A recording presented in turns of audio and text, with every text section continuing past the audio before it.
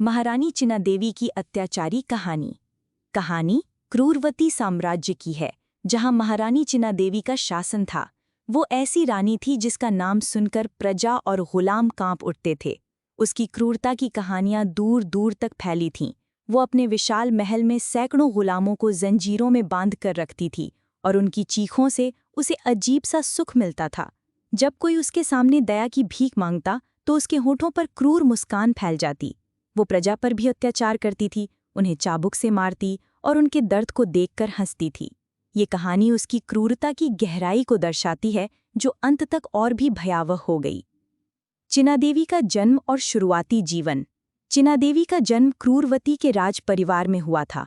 उसके पिता राजा भानुसेन एक कठोर और क्रूर शासक थे, जिन्होंने युद्धों में दुश्मनों को बेरहमी से कुचला। चिना देवी की मां की मृत्यु तब हुई जब वो सिर्फ 5 साल की थीं।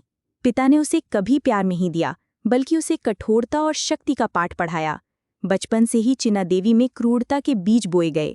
वो महल के गुलामों पर छोटी छोटी बातों पर गुस्सा करती। एक बार 7 साल की उम्र में उसने एक गुलाम लड़की को सिर्फ इसलिए चाबुक से मारा क्योंकि उसने चिना देवी की पसंदीदा साड़ी पर पानी गिरा दिया। गुलाम की चीखें सुनकर वो हंसी और बोली, और जोर से चिल्लाओ, मुझे अच्छा लगता है। उम्र बढ़ने के साथ उसकी क्रूरता और गहरी हो गई। 16 साल की उम्र में उसने अपने पिता के एक विश्वास पात्र सेवक को सिर्फ इसलिए जहर दे दिया क्योंकि उसने चिना देवी को सलाह दी थी कि वो गुलामों के साथ नरमी बरते। जब वो 18 साल की हुई तो पिता की मृत्यु के बाद वो रानी बनी। प्रजा को उम्मीद थी कि नई रानी दयालु होगी, लेकिन चिना देवी ने अपने पहले ही दिन साबित कर दिया कि वो अपने पिता से भी अधिक क्रूर है। उसने महल के सभी पुराने गुलामों को कक्षों में कैद कर लिया, जिन्हें वो नर्क कक्ष कहती थीं। ये कक्ष अंधेरे, नम और चूहों से भरे थे, जहां जंजीरों में बंधे गुलामों की चीखें गूंजती थीं। महल का नर्क। चिना देवी का महल बाहर से देखने में एक स्वप्निल किला था, लेकिन अंदर से ये नर्क का दूसरा रूप था। महल के बीच में एक विशाल दरबार था, जहां चिना देवी सोने और हीरों से जड़ा सिंहासन पर बैठती थी। उसके चारों तरफ सशस्त्र सैनिक खड़े रहते और उनके सामने गुलाम घुटनों पर झुके रहते। चिना देवी के पास सैकड़ों गुलाम थे, कुछ युद्धबंदी, कुछ गरीब प्रजा से खरीदे गए और कुछ तो सिर्फ इसलिए कैद क्योंकि उसने उसकी आंखों में आंखें डाल दी थीं। हर सुबह वो गुलामों को दरबार में बुलवाती। वे जंजीरों में जकड़े होते, उनके शरीर पर चाबुक के निशान साफ दिखते।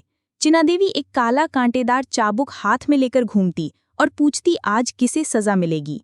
अगर कोई गुलाम थोड़ा सा भी देर से सिर झुकाता तो चाबुक की मार पड़ती। एक बार एक युवा गुलाम लड़की, जिसका नाम था सरिता, ने रानी से रोटी मांगी क्योंकि वो 3 दिन से भूखी थी। रानी ने हंसकर कहा, रोटी? पहले मेरे पैर चूमो और दया मांगो। सरिता ने मना किया तो रानी ने उसे चाबुक से इतना मारा कि वो बेहोश हो गई। जब सरिता होश में आई तो रानी ने फिर मारा और कहा, तुम्हारी चीखें मेरे लिए मंगी हैं, और जोर से रो। रानी की क्रूरता सिर्फ गुलामों तक सीमित नहीं थी, वो प्रजा पर भी अत्याचार करती थी।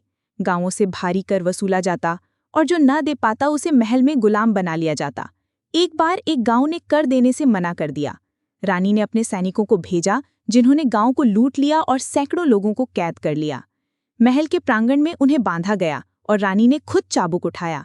किसके हो तुम राजा? वो चिल्लाई। एक बूढ़े किसान ने कहा, हमारी रक्षा भगवान करेंगे। रानी ने क्रोध में उसे इतना मारा कि वो मर गया। बाकी लोग दया की भीख मांगने लगे, लेकिन रानी ने कहा, दया मेरे शब्दकोश में नहीं है। चिना देवी की नई यातनाएं। चिना देवी की क्रूरता हर दिन नए रूप लेती।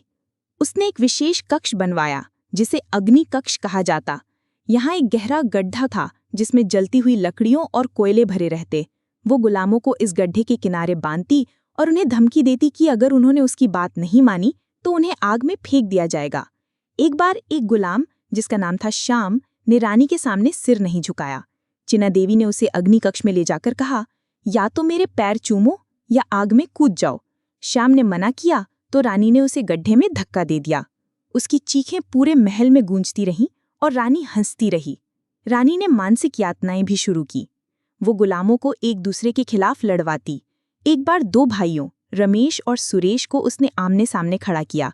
जो जीतेगा उसे आज़ादी मिलेगी, उसने कहा। लेकिन जब रमेश ने सुरेश को हराया तो रानी ने हंसकर कहा, मजाक था, दोनों को चाबुका। दोनों भाई रोते बिलखते रहे, लेकिन रानी ने उन्हें और मारा। वो कहती, तुम्हारी टूटी आत्मा देखकर मुझे सुकून मिलता है। चिन्नादेवी ने प्रजा के बच्चों को भी नहीं बख्शा। एक बार एक गांव की छोटी सी लड़की, जिसका नाम था काजल, रानी के सामने गलती से गाना गा रही थी। रानी ने उसे पकड़ा और महल में कैद कर लिया। काजल को एक छोटे से पिंजड़े में बंद किया गया, जहां वो दिन रात रोती थी। उसकी माँ रानी के सामने दया की भीख मांगने आई। महारानी, मेरी बेटी को छोड़ दो। लेकिन रानी ने कहा, उसके आंसू मेरे लिए अमृत हैं। काजल को रोज चाबुक मारा जाता और उसकी चीखें सुनकर रानी अपनी बालकनी पर शराब पीती और हंसती। चिन्नादेवी की खुशी का स्रोत। चिन्नादेवी को सच्ची खुशी दूसरों के दर्द से मिलती थी। वो मानती थी कि शक्ति का मतलब है दूसरों को कुचलना। हर शाम वो अपनी बालकनी पर बैठती, जहां से वो प्रांगण में बंधे गुलामों को देखती। वे भूखे प्यासे जंजीरों में जकड़े दर्द से कराहते रहते। रानी एक ग्लास शराब पीती और कहती, ये मेरे भक्त हैं जो मेरे सामने झुके हैं, मैं इनकी देवी हूं। एक बार एक विद्रोही नेता, जिसका नाम था बलराम, को कैद किया गया। वो एक बहादुर योद्धा था, लेकिन रानी ने उसे तोड़ दिया। चाबुक, भूख और अंधेरे कक्ष की यातनाओं ने उसे घुटनों पर ला दिया। उसने कहा, दया महारानी, मैं आपका गुलाम हूं। रानी ने हंसकर कहा, हाँ, यही तो मैं चाहती हूं, तुम्हारा टूटा हुआ मन। रानी ने एक नया खेल शुरू किया, जिसे वो दया का नाटक कहती थी। वो गुलामों को आज़ादी का वादा करती, लेकिन जब वे खुश होकर उसकी बात मानते तो वो उन्हें और यातना देती। एक बार एक गुलाम परिवार को उसने कहा, अगर तुम मेरे लिए 1 महीने तक बिना रुके काम करोगे तो मैं तुम्हें आज़ाद कर दूंगी। परिवार ने दिन रात काम किया, लेकिन महीने के अंत में रानी ने उन्हें चाबुक कक्ष में भेज दिया। मजाक था, वो हंसी। परिवार की चीखें सुनकर वो तालियां बजाती। क्रूरता का चरम और अंत। चिन्नादेवी की क्रूरता दिन ब दिन बढ़ती गई। उसने एक नया आदेश जारी किया, हर गांव से 10 नौजवानों को महल में गुलाम के रूप में लाया जाए। प्रजा डर गई, लेकिन कोई विरोध नहीं कर सका। एक दिन एक गांव ने विद्रोह करने की कोशिश की। रानी ने क्रोध में आकर उस गांव के 100 निर्दोष लोगों को पकड़ने का आदेश दिया। उन्हें महल के प्रांगण में लाया गया, जहां पर एक विशाल गड्ढा खोदा गया था। इस गड्ढे में जलती हुई लकड़ियों और कोयले भरे गए थे, जिसे अग्निकुंड कहा गया। रानी ने घोषणा की, इन 100 लोगों को इस अग्निकुंड में फेंक दिया जाएगा। उनके परिवार वाले महल के बाहर इकट्ठा हो गए। माएँ, पिता, बच्चे सब रानी के सामने घुटनों पर गिरकर दया की भीख मांगने लगे। महारानी, हमारे बच्चों को छोड़ दो, हमारे पतियों को बख्श दो। वे रोते बिलखते रहे। एक बूढ़ी माँ ने रानी के पैर पकड़ लिए, मेरे बेटे को छोड़ दो, वो मासूम है। लेकिन रानी ने उसे लात मारकर हटा दिया और हंसकर कहा, तुम्हारी चीखें सुनकर मुझे और मजा आएगा। उसने अपने सेवक से कहा, और कोयले डालो, आग और तेज होनी चाहिए। उसकी आंखों में क्रूर आनंद था। उसने शराब का एक ग्लास और मंगवाया और हंसते हुए कहा, ये मेरे जीवन का सबसे सुंदर दृश्य है।